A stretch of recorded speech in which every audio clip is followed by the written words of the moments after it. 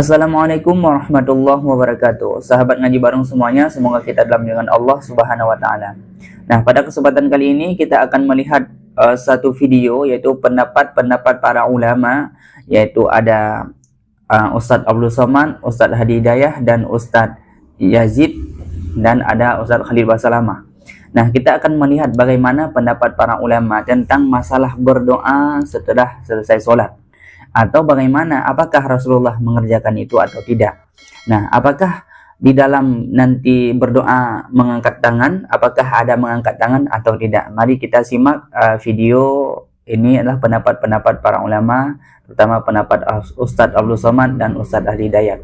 Yang beliau selalu kerjakan adalah zikir setelah sholat, dengan zikir sholat yang sudah masyhur, istighfar, kemudian baca Allahumma antas salam, sampai membaca ayat kursi, al-ikhlas, al-falaq, an-nas, baca subhanallah, alhamdulillah, Allah akbar 33 kali, sampai terakhir dibaca digenapkan la ilaha illallah wahdahu la syarika.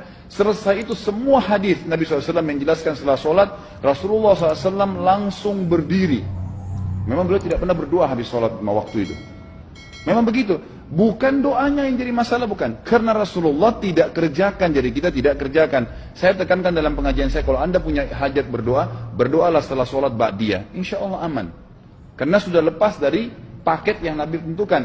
Selama Rasulullah SAW sudah mencontohkan dan memerintahkan sebuah perbuatan, ditentukan tempatnya, jumlahnya, waktunya, jangan pernah dilanggar. Habis sholat bacalah subhanallah 33, alhamdulillah 33, Allah akbar 33. Jangan anda bilang saya bisa baca 100. Loh, Rasulullah suruh 33 kok.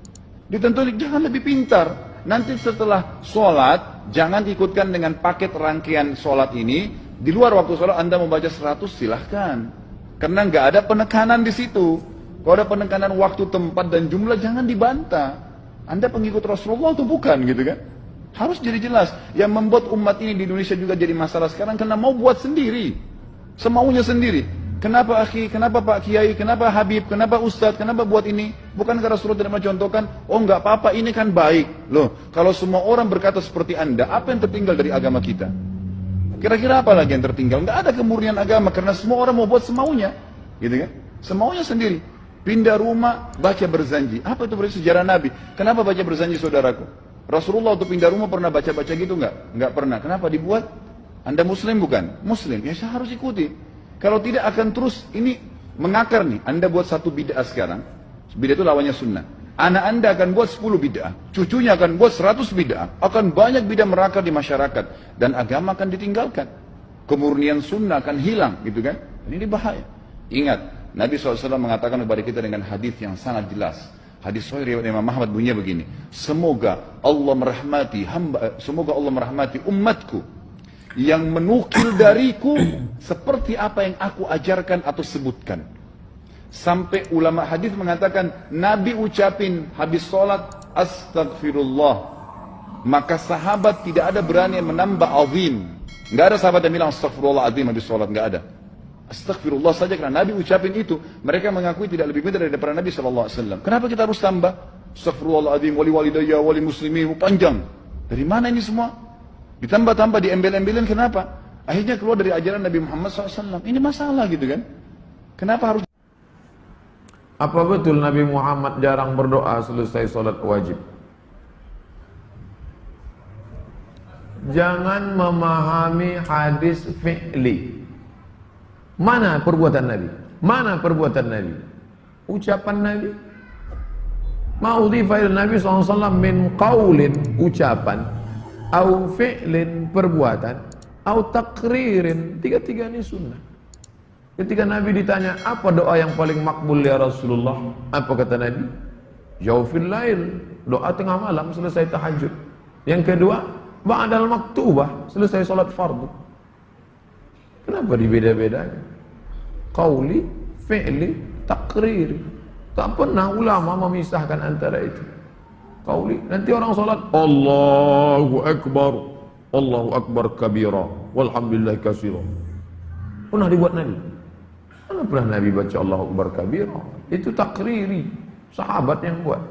Allahu Akbar kabira, walhamdulillah katsira, subhanallah bukratan wa asila. Selesai salat Nabi tanya, siapa yang baca Allahu Akbar kabira tadi? Anak, kata sahabat. Utihal abwabus sama, terbuka pintu langit. Kulihat malaikat membuka pintu langit karena doa yang kau baca. Apa kata Abdullah bin Umar? Aku tak pernah meninggalkan Allahu Akbar kabira sejak aku mendengar doa itu. Takriri. Jangan sikit-sikit. Pernah tak dibuat Nabi? Pernah tak dibuat Nabi? Pernah tak dibuat Nabi? Macam mesin teller. Tadi selesai sholat, apakah berdoa atau berzikir? Ada sebuah hadis yang sahih yang mengatakan di antara waktu mustajab itu adalah fi duburi al-fara'id atau fi duburi as-salawat al-maktubah. Di duburnya, penghujungnya salat wajib itu ada doa mustajab. Menentukan kalimat dubur ini jamaah, terjadi perbedaan pendapat. Apakah di penghujung salat sebelum salam atau selesai salam? Yang berpendapat bahwasanya itu sebelum salam.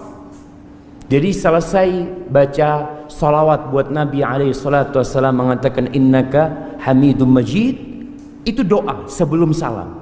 Karena itu yang sering dilakukan Nabi Muhammad SAW sebelum salam selalu berdoa. Pendapat kedua mengatakan ya selesai sholat memang. Jadi selesai kita berzikir, selesai kita astagfirullah 3 kali, Allahumma antas salam, terus baca subhanallah, alhamdulillah, Allahu akbar, kemudian baca ayat kursi, kemudian baca qul huwallahu ahad, qul a'udzu bil falaq, qul a'udzu bin nas, kemudian kita mau berdoa, silahkan. Jadi namun Nabi SAW tidak memimpin doa berjamaah selesai sholat. Artinya Rasulullah SAW di Masjid Nabawi yang bertahun-tahun beliau sholat di sana, tidak disebutkan dalam hadis sahih pun yang menyebutkan Nabi SAW memimpin mereka doa pada waktu itu. Tapi kalau doa, fadhal. Kalau memang ada permohonan ketika itu, silahkan. Tapi yang lebih utama sebelum salam. Makanya Syekh bin Utsaimin rahimahullahu ta'ala mengatakan semua hadis yang berkaitan dengan doa itu sebelum salam, semua hadis yang berkaitan dengan zikir itu selesai salam. Itu makna dubur as-shalah, penghujung salat itu jemaah. Baik. Kalau antum menonton tayangan kami, melihat di YouTube, jangan langsung disimpulkan ya. Jangan langsung disimpulkan. Lihat dulu dalam suasana apa saya mengajar, di mana saya mengajar, dan apa yang ditanyakan kepada saya dalam konteks apa saya menjawab. Karena sering saya juga melihat, memperhatikan, ada kesimpulan-kesimpulan yang tidak tepat. Karena memang tidak paham kalau kita menyampaikannya dalam konteks pengajaran di satu tempat tertentu, dalam konteks jawaban tertentu. Ya? Nah ini sebetulnya pertanyaan tadi tentang terkait apakah setelah salat fardu kemudian boleh mengangkat tangan atau tidak dalam berdoa. Itu asal pertanyaannya. Lalu saya jawab dalam konteks ini. Pertama masalah doanya, kedua masalah mengangkat tangannya. Kita sampaikan bahwa yang pertama dalam keterangan hadis-hadis Nabi SAW, Nabi SAW itu selalu memanfaatkan sholatnya di dalam sholatnya dengan doa. Karena sholat sendiri disebut dengan doa. Dari mulai takbir, kemudian iftitah sudah doa, fatihah sudah doa, kemudian rukunya doa, i'tidal doa, sujud doa, duduk di antara dua sujud doa. Bahkan dalam sujudnya memperbanyak doanya. Sehingga karena semakin banyak doa sudah dilakukan dalam sholatnya, setelah sholat itu beliau memperbanyak zikir-zikirnya yang tadi saya sampaikan. Zikir-zikir yang istighfar, kalimat-kalimat yang lain. Sedangkan doanya itu disedikitkan. Disedikitkan ini yang kira-kira belum dibacakan dalam sholatnya tadi. Atau memomentari kebutuhan yang ada setelah sholat. Makanya saya simpulkan jarang berdoa bukan dimaksudkan tidak pernah berdoa, tapi sekiranya doa yang belum dibacakan dalam sholat dibacakan setelah sholat, atau ada kebutuhan yang dimintakan baru beliau berdoa di situ. Kalau sekiranya tidak ada kebutuhan maka beliau memaksimalkan dengan zikirnya. Itu yang saya maksudkan. Sedangkan doa-doanya yang simpel, Allahumma antas salam itu doa, Allahumma a'inni ala dzikrika wa syukrika wa husni ibadatik, sini dibacakan. Kadang-kadang Nabi berzikir, sahabat sudah berdoa, ada yang begitu. Ada, nanti kita lihat materi berikutnya, apakah zikir ini apakah jahar, apakah berjamaah, apakah sendirian, itu materi berikutnya. Tapi yang paling menarik ketika Nabi berzikir, sahabat ada yang berdoa. Buka kitab Al-Aqaidah Al-Islamiyah karangan Said Sabat, halaman 29, posisi paling kanan di pertengahan, hadis nomor yang keempat. Jadi ketika Nabi sedang berzikir, ada sahabat yang berdoa, Allahumma innaka antal ahad as-samad alladhi lam yalid wa lam yulad wa lam yakul lahu kufuwan ahad. Allahumma inni as'aluka an taghfira li. Ya Allah, saya akui, saya yakini Engkau adalah Allah al-Ahad, satu-satunya yang tempat bergantung, tidak beranak, tidak diperanakan, tidak ada sekutu bagimu ya Allah. Hamba memohon ya Allah, mohon ampuni dosa hamba. Kata Nabi, tahu dari mana kamu doa itu? Antadri, tahukah engkau? Ini adalah doa. Idza du'iya bihi ajaba wa idza su'ila bihi a'ta. Doa ini kalau engkau mintakan dengan itu akan dikabulkan, kalau berdoa akan dijawab. Dikomentari oleh Nabi SAW. Yang berdoa sahabat, Nabi sendiri sedang berzikir di situ. Jelas di sini. Jadi kalimat-kalimat berdoa pasca sholat yang saya sebutkan jarang bukan berarti tidak berdoa, tapi sesuai kebutuhan yang tidak dipanjatkan dalam sholatnya. Jelas di sini. Baik. Nah sekarang dari situlah kemudian disimpulkan yang mengatakan kami mengambil hadis dari At-Tirmidzi, Nabi tidak pernah mengangkat tangan setelah selesai sholat fardu, karena memang yang dibacakan Nabi setelah selesai sholat itu zikir kalimat thayyibah, bukan doa. Antum saat istighfar mengangkat tangan enggak? Astagfirullah, astagfirullah, astagfirullah. Kan tidak kan? Ya, saat doa itu yang diangkat. Doa mengangkat tangan, sering Nabi mengangkat. Sampai turun ayat Quran mengatakan Nabi sering mengadah ke langit mengangkat tangannya bermohon. Quran surah kedua Al-Baqarah ayat 144, posisi paling kiri sebelah bawah. Ketika Nabi meminta kiblat dipindahkan ke arah Al-Masjidil Haram. Qad nara taqalluba wajhika fis sama. Kami sering melihat engkau menengadahkan wajahmu ke langit memohon, mengangkat tangan bermohon kepada Allah, ya Allah, ya Allah. Alihkan kiblat diri. Baik. Jadi yang dimaksudkan kenapa jarang mengangkat tangan? Ya, tidak mengangkat tangan setelah selesai salat fardu itu bukan berarti nggak berdoa, bukan. Karena Nabi langsung berzikir dengan kalimat istighfar yang tadi itu yang kita uraikan itu. Sedangkan kalimat itu tidak menuntut mengangkat tangan. Jadi hukum mengangkat tangan pasca berdoa itu boleh-boleh saja. Kalau antum misalnya ingin berdoa, mengangkat tangan boleh, bahkan hadisnya banyak di situ yang menerangkan bahwa orang-orang yang mengangkat tangan saat berdoa, masya Allah, itu lebih cepat dikabulkan oleh Allah Subhanahu Wa Taala. Bahkan bahasa hadisnya, Allah sangat malu kalau membiarkan orang menengadahkan tangannya tanpa mendapatkan apa-apa, dalam keadaan hampa maksudnya. Jelas begini. Jadi kalau membaca hadis, jangan kalimatnya begini langsung disimpulkan, tidak. Ada ilmunya di situ. Harus dilihat. Tidak semua hadis yang antum baca terjemahannya begini, maknanya begitu, belum tentu. Belum tentu. Saya sering sampaikan, salat sunnah paling baik di mana dilakukan? Di rumah, jangan sampai sini bacanya. Afdhalun nawafil fi baiti, ya, malam takunil faraid. Salat nafilah terbaik di rumahnya sepanjang bukan salat fardu. Belum selesai. Kalimat salat seterusnya wa baiti huna, dan rumahku di sini. Kata Ibnu Hajar Al-Asqalani, kalimat wa baiti huna fa hadha yadullu ala anna idza kana baituhu qariban min al-masjid. Ini menunjukkan hukum bahwa jika rumahnya dekat dengan masjid, karena rumah Nabi di masjid. Begitu adzan, Nabi salat sunnah di dalam. Di rumahnya, begitu iqamat beliau keluar, rumahnya dekat dengan masjid. Tapi kalau rumah antum misalnya jauh dari masjid, tunaikan di masjid. Anda misalnya rumah dekat dengan masjid samping, ingin subuhan di sini, tunaikan sunnahnya di rumah supaya tempat sujudnya lebih banyak menjadi saksi di akhirat. Tapi saya, masya Allah, rumah di Bekasi, mau ngajar subuh misalnya di Istiqomah di Bandung, salat sunnahnya di sana, nyampe sini kapan? Bukan cuma salat subuhnya, kajian bisa kelewatkan. Nah itu cara baca hadis di antaranya. Makan yang sunnah dengan apa? Tangan atau sendok?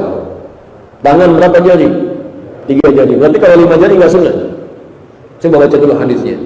Mungkin antum baca dengan terjemahan, tidak dibaca dengan ilmunya. Ada balaghah di situ, ada kinayah, ada majaz. Nabi menyampaikan, makanlah kalian dengan sunnah seperti ini. 3 jari yang dipegang kurma begini. Kurma dipegang dengan 3 jarinya, mencontohkan makanlah seperti ini. Sedangkan zaman Nabi sudah ada roti, yang roti disobek, yang lain syurbah macam-macam. Tayyib. Disepakati oleh ulama, dilihat di situ yang dimaksudkan. Disepakati itu dilihat hadisnya maksudnya. Dianalisis. Ketika dikatakan megang seperti ini bukan mengisyaratkan setiap makan harus dengan 3 jari, bukan. Maksudnya makan sesuai kadar makanan. Kalau antum makan kurma dengan 5 jari, apa maksudnya? Artinya apa? Itu bahasa Jepangnya rawok. Ambil begini, tek 5 jari. Ini maksudnya makan sunnah itu sesuai dengan kadar makanannya. Kalau nasi 5 jari, antum makan nasi pakai 3 jari, kapan habisnya? 3 jari. Akhi, kok lambat banget? Ini sunnah Nabi. Begitu, lihat konteksnya. Orang sudah nyiapkan sayur, dimasak-masak, berapa jam cari bumbunya, udah jadi, didiemin aja. Akhi, kenapa nggak diminum? Masih panas ya? Bukan. Kenapa? Sunnah Nabinya pakai tangan, nggak bisa ngambil tuh. Airnya nggak bisa, diulupnya nggak bisa kan? Mau ngambil mangkuk pakai 3 jari begini susah. Ya, gunakan sendok dengan baik, makan dengan baik. Itu poinnya. Jadi makan sesuai kadar makanannya. Itu poinnya. Nanti banyak sekali, banyak, dan ada hadis-hadis yang sensitif ya, masalah isbal, masalah janggut, masalah macam-macam dan sebagainya. Jadi ada hadis yang sifatnya lafzi, yang lafadznya langsung begitu, ada maknawi yang harus dilihat konteksnya seperti apa. Baiklah sahabat ngaji bareng semuanya, dengan kita mendengar yaitu kita mengaji dari ustadz-ustadz atau ulama-ulama kita, bahwa sangat jelas penjelasannya, yaitu apakah Rasulullah itu pernah berdoa seselesai sholat 5 waktu, sholat maktubah, atau pernahkah Rasulullah mengangkatkan tangan? Ini sungguh sangat jelas, yaitu penjelasan dari Ustaz Abdul Somad tadi dan penjelasan dari Ustadz Hadi Hidayat. Nah, kalau memang kita, yaitu apakah Rasulullah itu berdoa, memang sudah jelas disampaikan oleh ulama-ulama kita. Karena kita berpegang dari hadis, yaitu ma'udhifa ilan nabi min fi'lin, fi'lin dari perbuatan, min fi'lin dari min qaulin dari perkataan, dan min takririn dan dari pengakuannya. Kadang Rasulullah tidak melakukan, tetapi sahabat melakukannya, tetapi bahwa Rasulullah itu menyetujuinya. Nah, maka jangan kita artikan hadis itu sebagai dari perbuatannya saja, atau dari perkataannya saja, atau dari pengakuannya saja. Harus kita kaitkan semuanya. Nah, seperti yang dijelaskan oleh Ustadz Abdul Somad tadi. Dan begitu juga itu masalah tadah tangan tadi, mengangkat tangan ketika berdoa, yang sudah dijelaskan oleh Ustadz Hadi Hidayat. Nah, begitu juga kita dalam mengambil hukum, jangan kita langsung membid'ahkan. Wah, ini bid'ah, tidak dilakukan di masa Rasulullah. Rasulullah tidak melakukannya, ini bid'ah, ini bid'ah. Nah, mungkin ini kita harus lebih menggali lagi pembahasan-pembahasan seperti itu. Maka kalau di dalam kitab-kitab para ulama, terutama di dalam kitab kalangan Imam Syafi'i, itu ada dijelaskan, ya, sangat banyak dijelaskan dalam kitab kuning. Jangan kita mengambil hukumnya saja dari hadis, dari Al-Quran. Wah, tidak ada di dalam Al-Quran, tidak ada di dalam hadis. Ini bid'ah, ini bid'ah. Nah, sering kita mendengar seperti itu. Sangat mudah membid'ah-bid'ahkan. Karena mengambil hukum ini adalah dengan 4. Yaitu yang pertama Al-Quran, hadis, yaitu ijma' dan qiyas. Nah, kalau sudah ada 4 ini, jangan kita tidak ada dalam hadis, kita bilang bid'ah. Mungkin sudah dikiaskan oleh para ulama, sudah diijma'kan oleh para ulama. Nah, mungkin ini perlu lebih dalam lagi kita mengkaji hal-hal seperti ini. Jangan mudah kita menganggap ini bid'ah, ini bid'ah.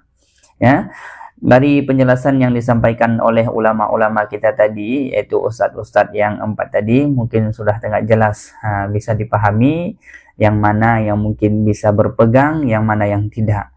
Nah, mungkin jangan kita langsung membid'ahkan. Tidak dilakukan di masa Rasulullah, tidak dilakukan oleh Rasulullah. Nah, perlu kita pahami bagaimana maksud daripada hadis-hadis yang disampaikan oleh para ulama, terutama yang disampaikan oleh Wasadi ma'udhifa ilan nabi dari perbuatan, perkataan, atau pengakuannya. Nah, semoga ini bermanfaat bagi kita semua. Semoga ini bermanfaat bagi saya sendiri. Saya akhiri, wabillahi taufiq wal hidayah. Assalamualaikum warahmatullahi wabarakatuh.